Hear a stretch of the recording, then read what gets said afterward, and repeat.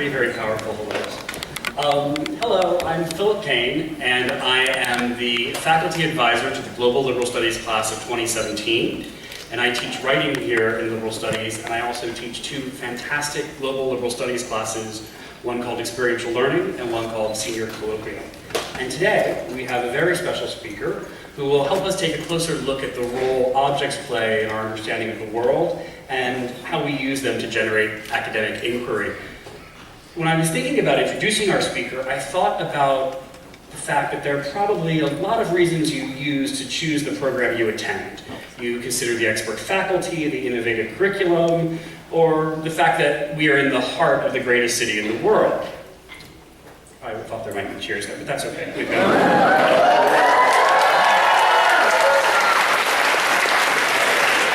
But there are probably some reasons that are important, but that didn't factor into your decision making. They're reasons that make our program the exceptional, innovative, and unique program that it is. I'm happy to say I'm about to introduce you to one of those reasons right now. Dean Fred Schwarzbach. You might not know it yet, but in terms of academic deans, you guys have won the Academic Dean Lottery. Yeah? Dean Schwarzbach, we are very lucky to have him in our school. Now, I could have introduced him by telling you about all of his academic accomplishments, and they are considerable, but you can Google them yourself if you haven't already. What I'd rather do is tell you about the things that you cannot find on Google, like the fact that his door is always open, that he listens to students and faculty and staff, but most importantly, I want to say, he listens again to students. He is as interested in celebrating your accomplishments as he is in helping you find solutions to your problems.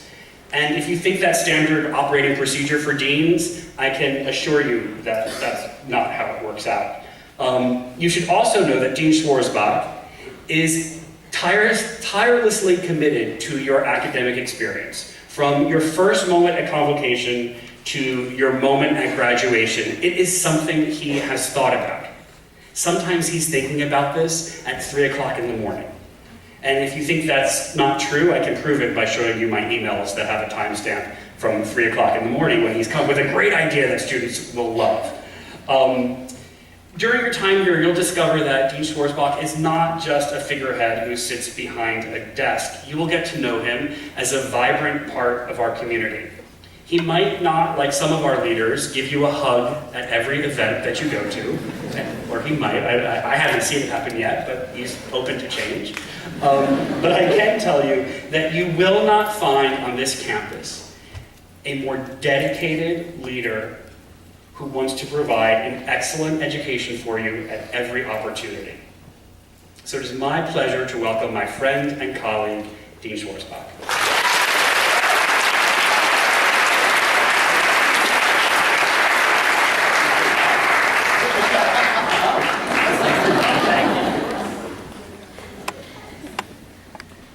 Good morning, everyone.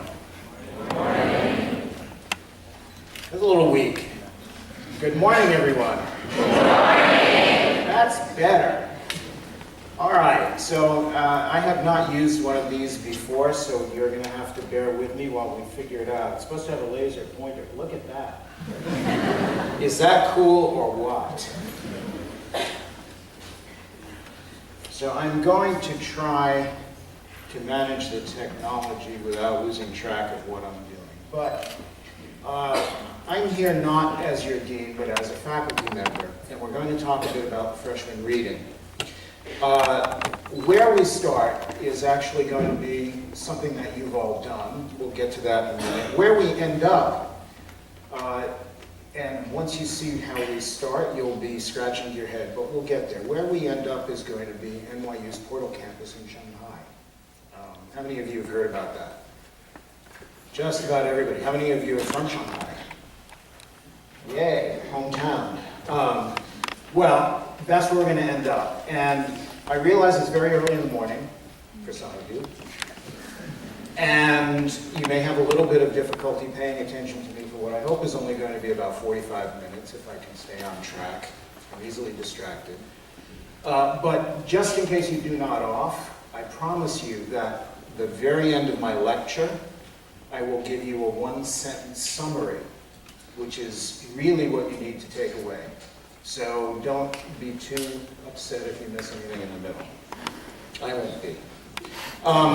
We're going to start with help from a famous NYU alum. Some of you may have heard him. There's a guy named Alec Baldwin. Oh, yeah. What's in your wallet? It's okay. I've played a pilot before. All right. But it was a legitimate question. What's in your wallet? Take out your wallet.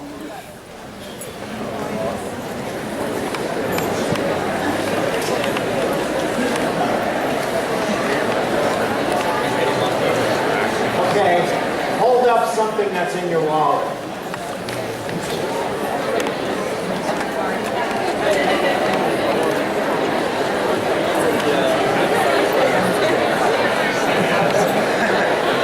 I need a pair of binoculars to be absolutely certain. Okay, settle down.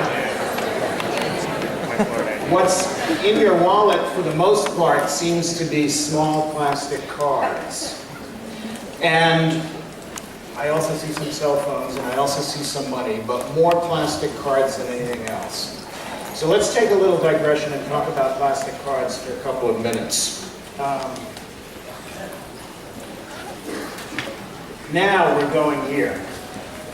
Can everybody still hear me? Is this thing working? Great. This, what is this?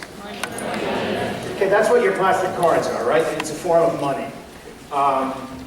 You may not think of money as an invention, but it is. Somebody had to invent money.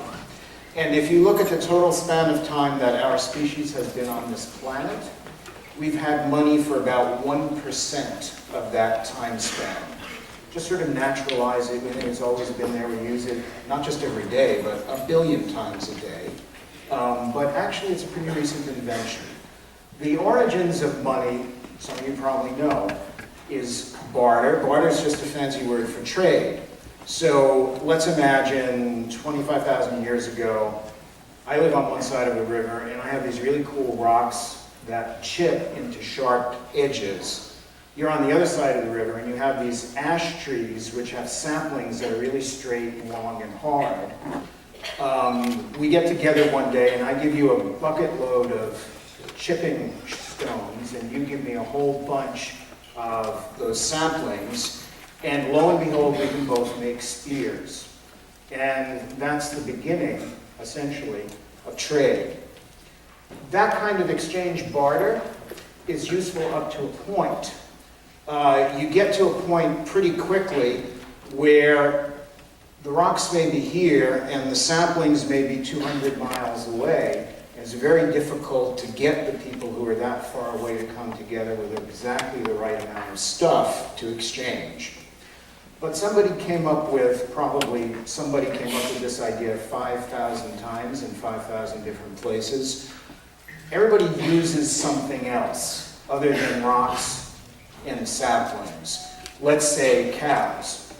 So we'll decide that a cow is worth so many pounds of rocks or so many spear shafts. And then if we're not in the same place, I can trade my stones for a cow, and then that same person can walk down the road to you and trade the cow for the spear shafts, same net effect. Alas, cows are kind of difficult to transport. So if we're a vast distance apart, you're going to have to orchestrate an awful lot of those trades to make it work out. Well, somebody came up with a better idea, and that better idea is something that's called commodity money. Is that we figure out some other reasonably portable thing, whether it's useful or not. Like little seashells that only come from one part of the Pacific Rim. And we'll all agree that that's going to be what we use to exchange stuff. These are called cowrie shells, and they were actually used in Asia and Africa for the best part of 1,000 years as money. You can still buy them strung onto necklaces, which is the form in which they were transported. Worked pretty well for a while. But then at some point, people decided that it was a little bit difficult to do this, and you don't have shells everywhere, and people in different places gave different values to shells. There had to be a better idea. So people started using bits of precious metal, copper, bronze, silver, gold. Problem there too, because silver and gold are easily adulterated. You can put lead into a melting pot with gold and it'll still look like gold when you're done, but obviously it's less valuable. So what happened next was that the rulers of some kingdoms began to stamp the bits of metal, certifying that they were pure and certifying that they had exactly the right weight. And you can see from that to actually having coins was a very short step. All right, so now we've all got coins, everything is cool. Turns out everything is not cool, because let's say you right over there in the NYU shirt. Second row, stand up. You are a merchant, okay? And you're going to go across the Silk Road of China to buy spices in some other part of the world. And you're going to take a lot of money with you, right? Because you want to buy a lot of stuff and get rich. So you have all these huge bags full of gold coins. They're very heavy. They're difficult to transport. You can sit down now. We got your money. And as you're either walking across with these bags hanging on you, or you have a couple of mules with the bags going on, you're an easy target for robbers. Everybody knows you've got all these gold coins. So the next bright idea that somebody had was this stuff, paper money, which was invented in a few places around the year 1000 before the Common Era, 700, 800, 900, somewhere in there. You give the king a gold coin. The king gives you a piece of paper that says, I have your gold coin, and anytime you actually want the gold coin, you can come to my office and we'll give you the gold coin. But everybody can use this piece of paper as if it was the gold coin. And that was the invention of paper money. That worked for a really long time. And then somewhere, actually, around the year that I was born, exactly the year that I was born, 1949, somebody invented the next big thing in money. What was the plastic thing you were holding up? Credit card. The first credit card was something called the Diners Club in 1949, which was actually a club. It was a bunch of businessmen in New York who liked to eat out. And they got tired of running up bills at different restaurants. So they go, what if we could actually kind of get the restaurants to come together, and we spend a lot of money, so they would like to do that, and we could go to any restaurant and run up a tab and then pay the bill to the Diners Club at the end of the month. Great idea. It worked. It worked so well that within a year or two, American Express said, you know, this is such a fantastic system. We should just extend it to things other than restaurants. And before you know it, there were credit cards. Credit cards are pretty good, but what else do you have that looks like a credit card that isn't one?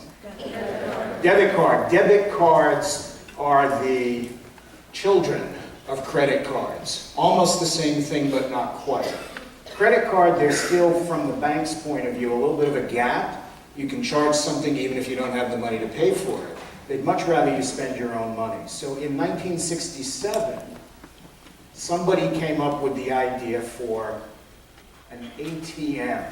Anybody know what ATM stands for? Automated teller machine, yeah. The first ones were only deposits in 1967. You could put stuff in an envelope, key in your account information, and push it through. That was pretty simple. But then they came up with this idea. This is actually the size of a credit card. I had one of these back then. The bank gave you 5 of them. That's a computer punch card in plastic. You stuck it in the machine and it gave you $20, or in this case 20 pounds because it's an English bank. When you'd used all 5, they mailed them back to you so you could use them again. Not long after that, computers got a lot smarter.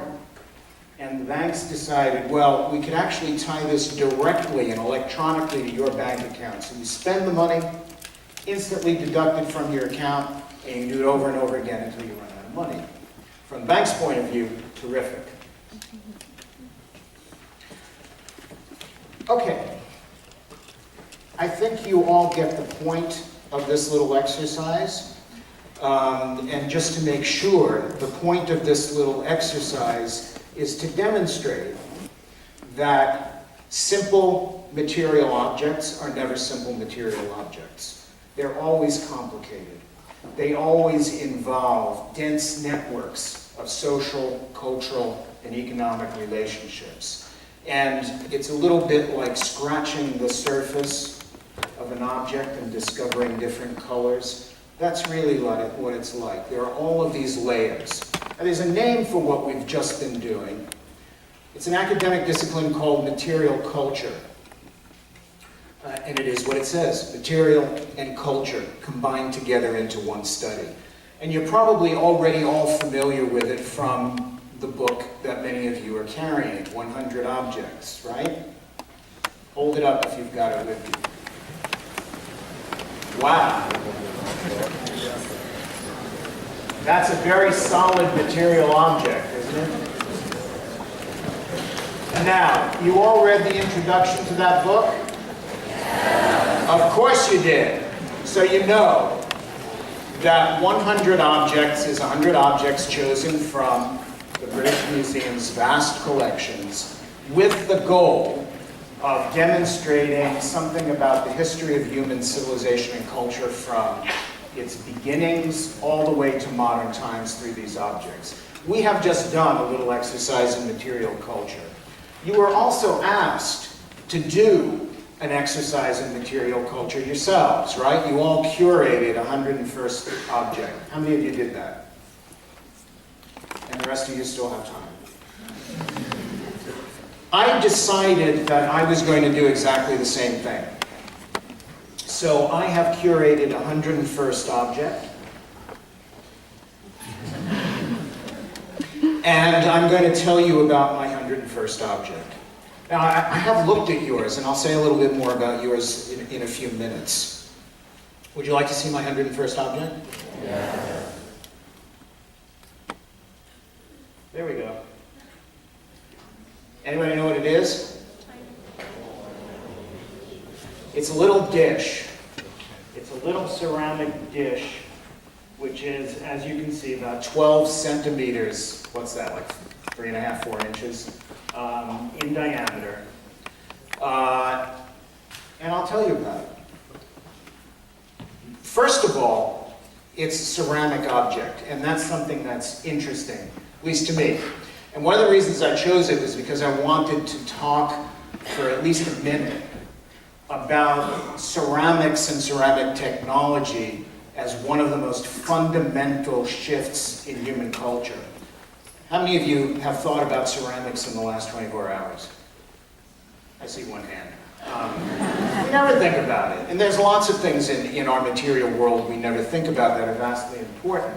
But ceramics were the second great transformational technology in human history. The first was stone tools, like those spearheads or axes. That gave us the capability of killing things that were bigger than we are so we could eat them.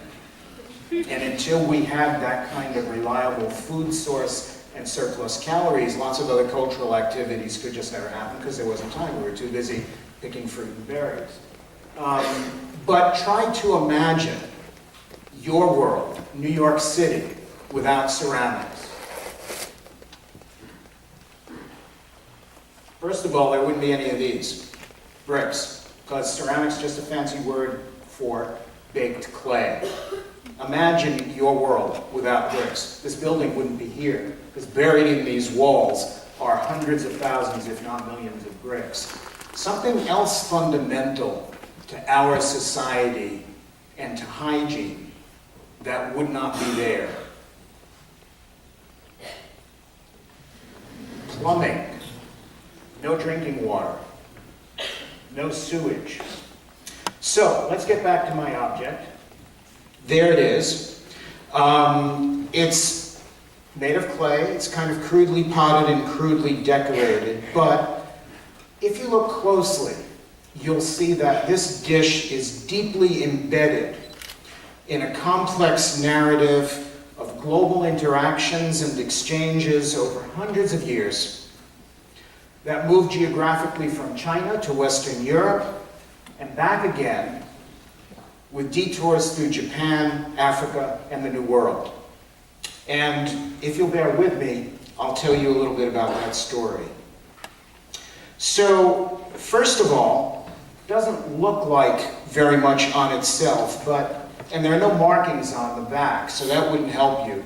But I happen to collect antique pottery, and so I can tell you a little bit about it. It was made in England in about the year 1780. And as you might guess from the decoration, it was designed to look like, to imitate Chinese porcelain. Now, why would anybody do that? We'll come back to that, but before we go there, let's just look briefly at what is on it. Anybody guess what that is? Chicken. Did I hear somebody say peacock? Chicken. Chicken? Duck. They are ducks. It's a pair, a male and a female, Mandarin duck. You'd never know it to look at it, but trust me, that's what it is. Now, Mandarin ducks have a certain meaning in traditional Chinese decorative arts and iconography because it was believed, as it happens wrongly, but whatever, that Mandarin ducks mate for life, and that if either the male or the female should die, the other pines away and dies too. They were conventional symbols of marital bliss and harmony. And so if you gave someone a dish, well, they're Mandarin ducks. That's what they actually look like. Nothing like that, do they? But this is a design taken from a Chinese porcelain dish dating from about 1450, 1500. And there's a pair of Mandarin ducks. They look a little bit more ducky, don't they? And if I gave that to you as a gift on your wedding, it was like saying, have a happy marriage, have a long marriage, everything's going to be great. One of the stories of the last 1,000 years is that things happen in China in every realm: science, literature, decorative arts, technology, and then start moving west. And this is true of this design. This design became something that people were interested in, pairs of Mandarin ducks, even when they lost the real understanding of what it meant. So move west to Persia, that's about halfway to Europe from China, a couple of hundred years later. And there's another blue and white dish with a pair of, what are they? Yeah, it's getting a little hard to see that they're ducks, right?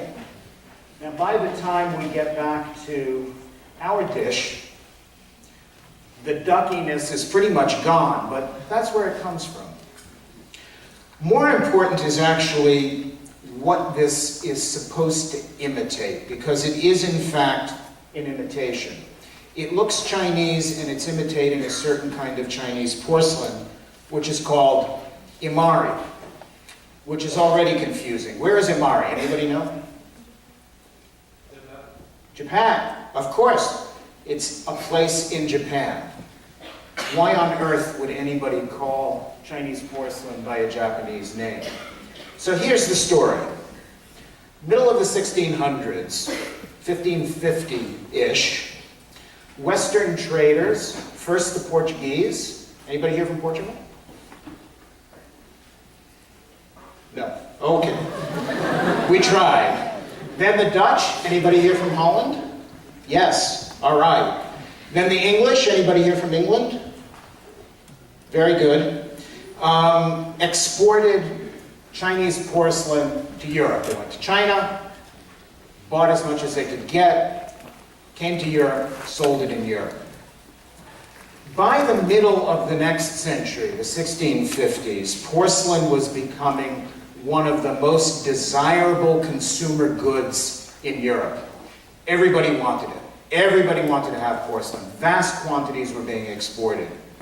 In China, where it all came from at this point, there was a civil war. It was the end of the Ming Dynasty.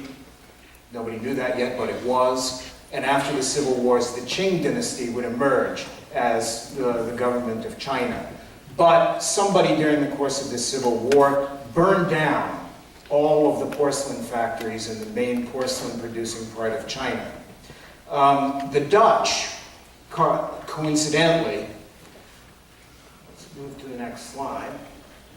The Dutch were in what is now Indonesia, trading with China, but they were unique among Western countries in that they also had a trading base in Japan. They were the only foreigners, non-Asian foreigners, allowed to trade in Japan. So, the Dutch had this great idea. They would try to interest Japanese porcelain manufacturers in making porcelain that looked like the Chinese.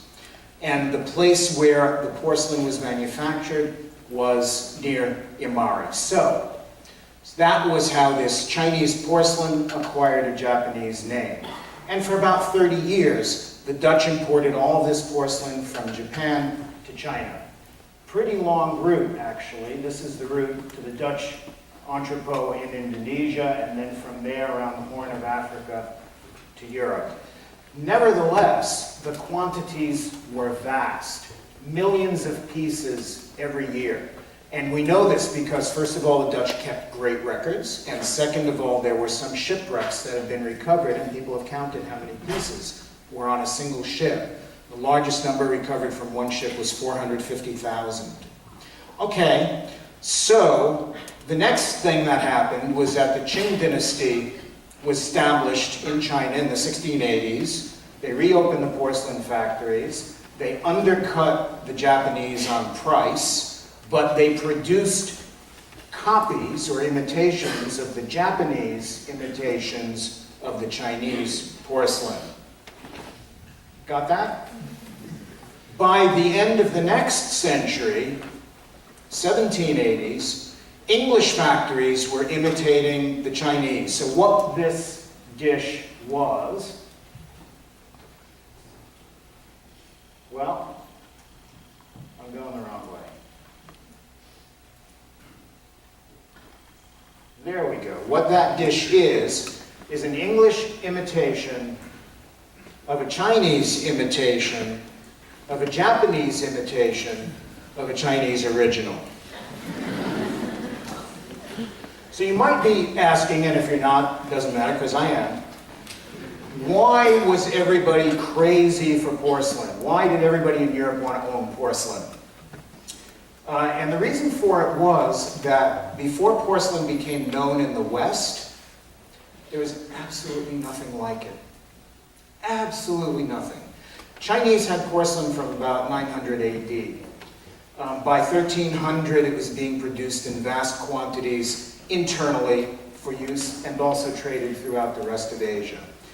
Probably around 1330, 1340, pieces of it begin to surface in Europe.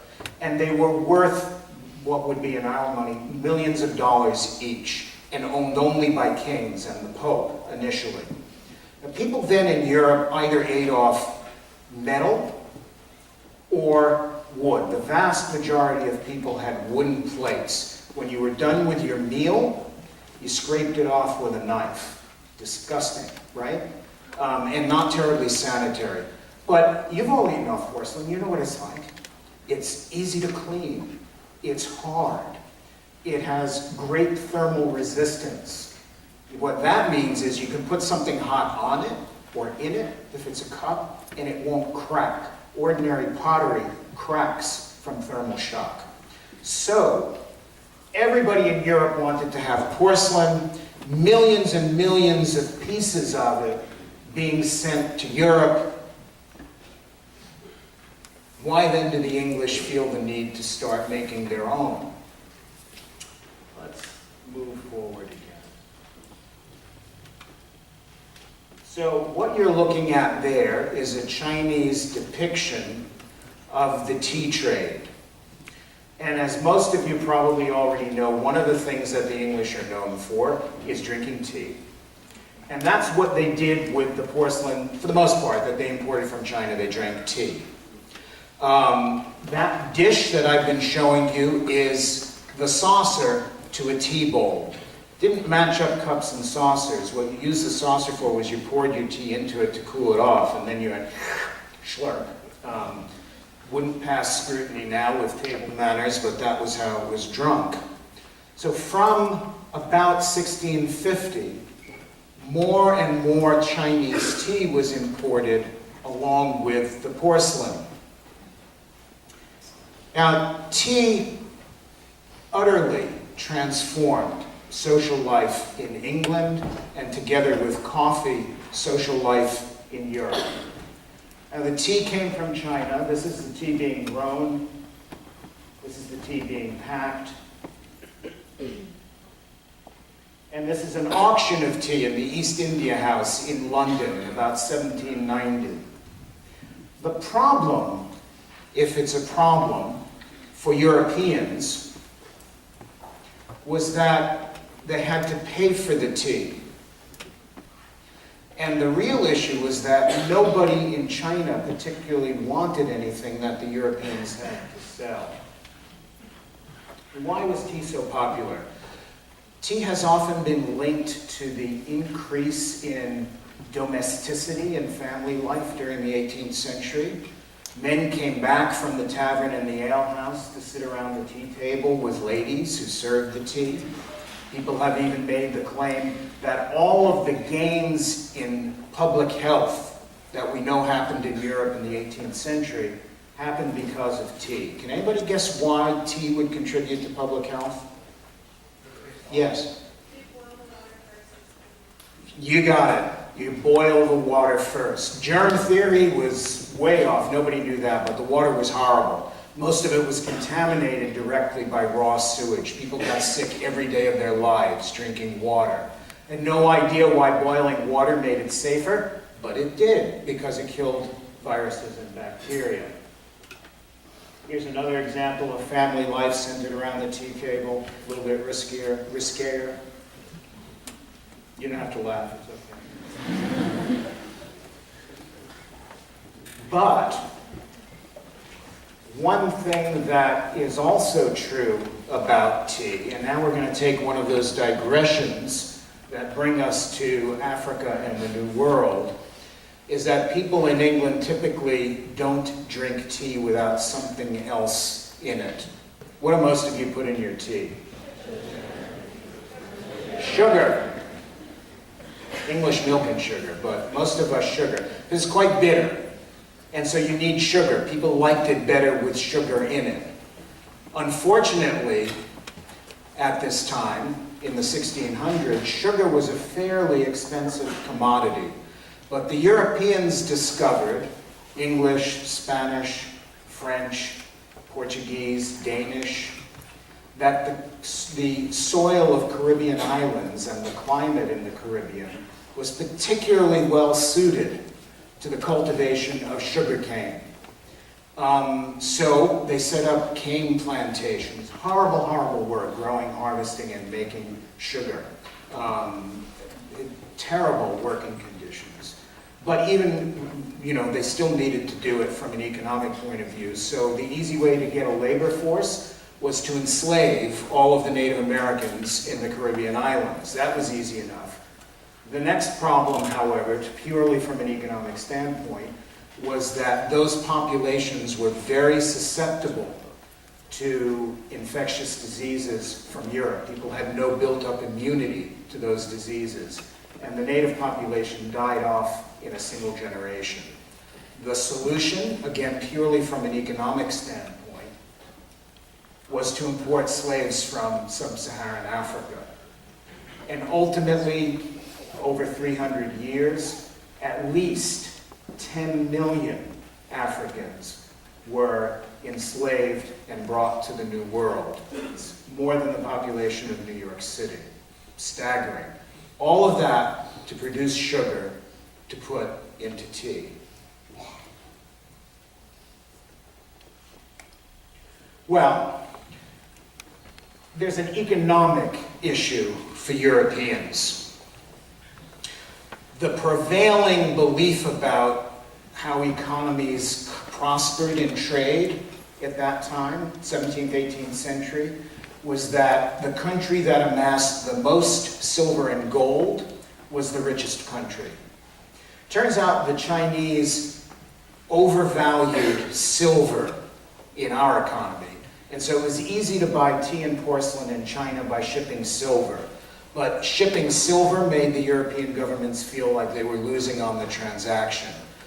So they decided, in lots of different places in Europe, we had to do two things. One, we had to figure out some way to break the Chinese monopoly on porcelain and tea. And the second was we have to figure out something else we can sell to China. Now that's a porcelain teapot from a factory at Meissen. Anybody know where Meissen is? Germany. It's near Dresden. And the king of Saxony, Dresden is the capital, used one of his castles at Meissen to have people experiment making porcelain. They made the first porcelain in Europe in about 1710. That was made in about 1720. So that's one way to break the Chinese economic stranglehold on the trade with Europe, is to start making porcelain. Ultimately, Europeans were successful. By 1800, the English East India Company had ceased importing porcelain from China because it could no longer be cheap enough after the transportation costs to compete with English products. Great, but we still have all this tea. The English tried two ways to break the Chinese monopoly on tea. The first was to steal tea plants and grow them somewhere else. Ultimately, they were successful. Anybody guess where they were able to grow tea? India, of course. And now India is the largest tea-producing and tea-consuming country in the world. But it was only in the latter part of the 19th century that they were able to do that. The other solution was find something that you could sell at a profit to the Chinese. Anybody know what that was? Opium. You guys are so smart. They bought it cheap, sold it in China. Chinese thought, people get addicted, not very good for the labor force and social cohesion. We will ban the importation of opium. Anybody know what happened next? You want to come up here and give my lecture?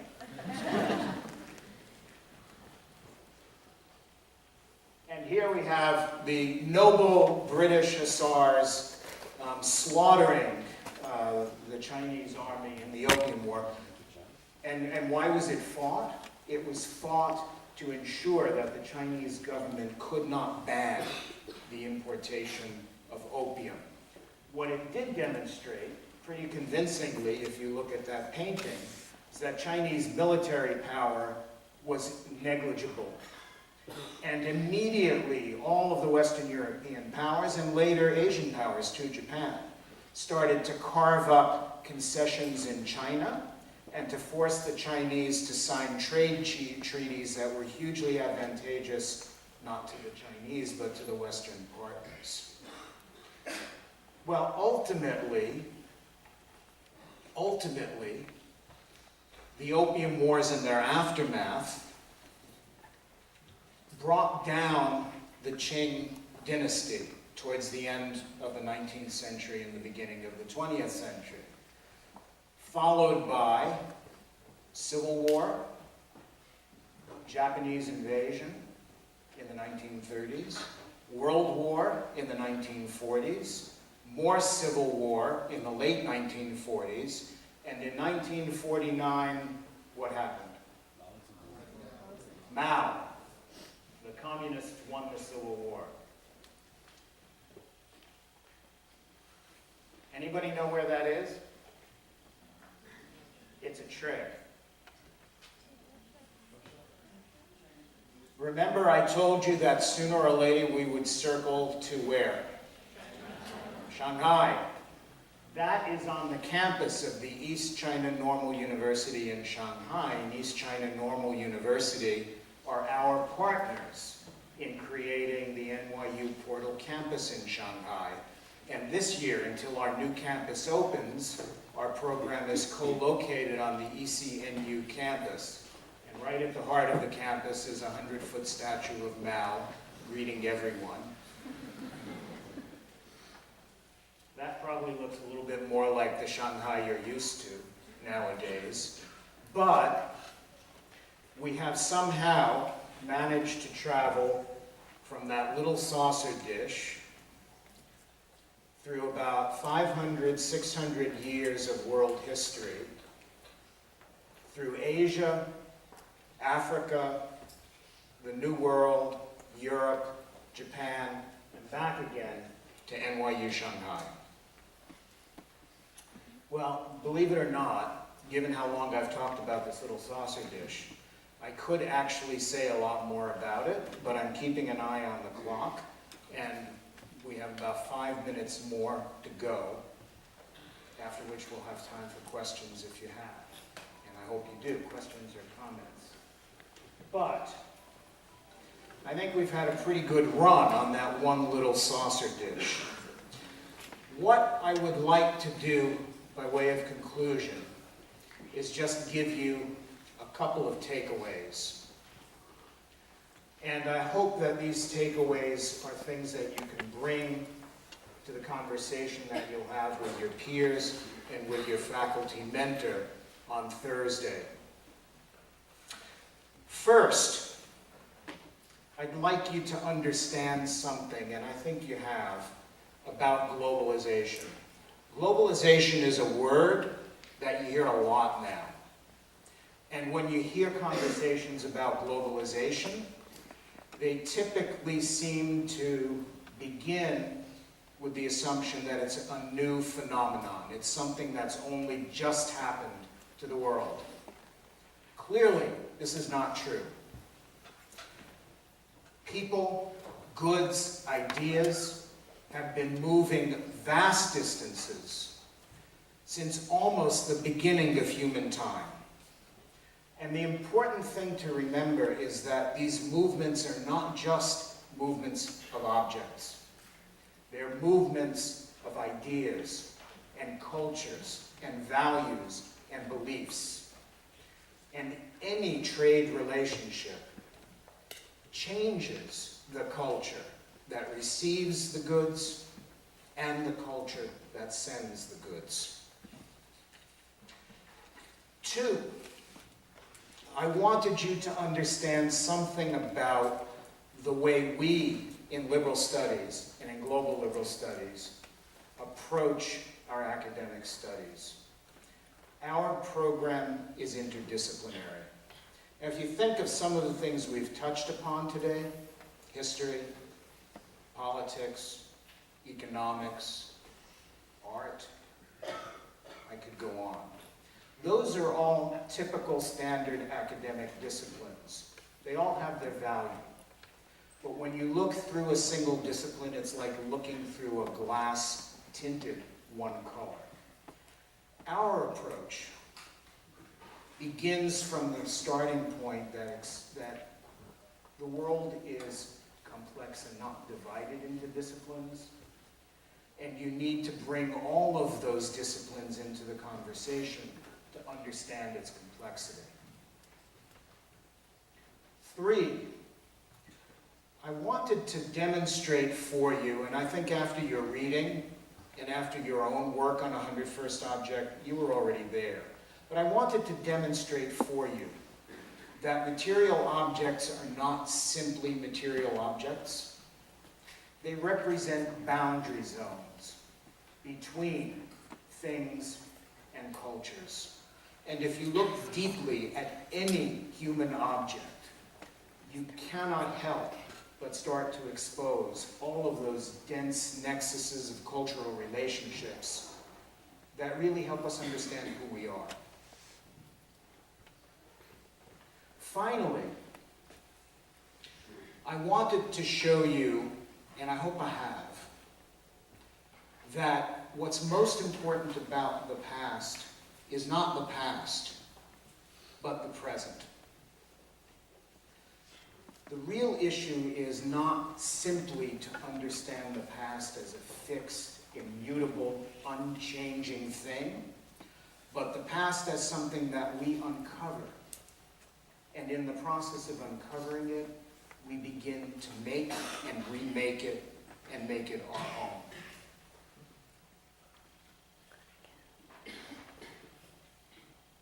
I'll leave you with two quotations. One is William Faulkner. How many of you have read Faulkner?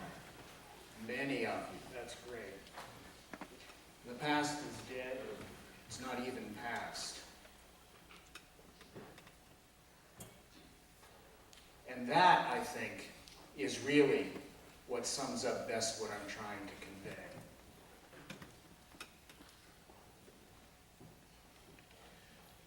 But what I have before you now is a collage that includes a number of objects that you curated. And your objects, like my little dish, remind us that the past is never static, never fixed. It's always a process, always open to interpretation and reinterpretation, and something that we make every time we study it.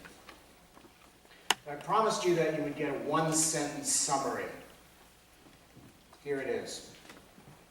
What matters most about your studies here at NYU is not that you learn what the past was, but you learn that you have the opportunity to make it relevant to who you are and what you are doing now.